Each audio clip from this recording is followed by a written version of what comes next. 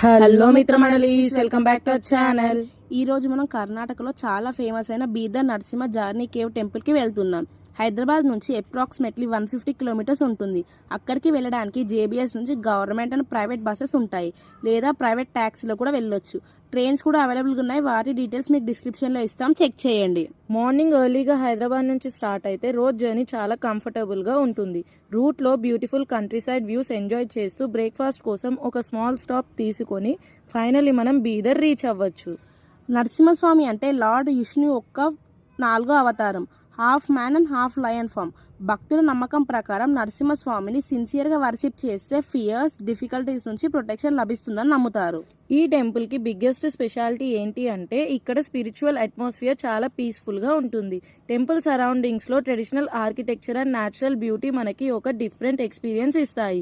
Water మధ్యలో నడుచుకుంటూ స్వామివారి సన్నిధికి వెళ్ళడం ఈ టెంపుల్ స్పెషాలిటీ. ఎస్పెషల్లీ మార్నింగ్ టైంలో టెంపుల్ని విజిట్ చేస్తే పీస్ఫుల్ అట్మాస్ఫియర్ని ఎంజాయ్ చేయొచ్చు. డివోషనల్ ఫీలింగ్తో పాటు బీదర్ హిస్టరీ అండ్ కల్చర్ని కూడా ఎక్స్పీరియన్స్ చేయడానికి ఈ ప్లేస్ పర్ఫెక్ట్. బీదర్ సిటీ అనేది కర్ణాటకలో ఒక very famous important historical destination. టెంపుల్కి వచ్చిన వెంటనే ఇక్కడ పీస్ఫుల్ అట్మాస్ఫియర్ చాలా బాగా అనిపిస్తుంది.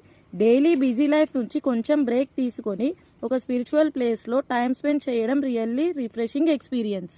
మీరు హైదరాబాద్ నుంచి 1 day spiritual and historical trip plan చేస్తున్న వాళ్ళైతే Bidar is definitely a good option. ఈ వీడియో కనుక మీకు నచ్చితే do like, share, comment and subscribe. మళ్ళీ నెక్స్ట్ సఫర్ తో మేము ముందుంటాం. Bye guys.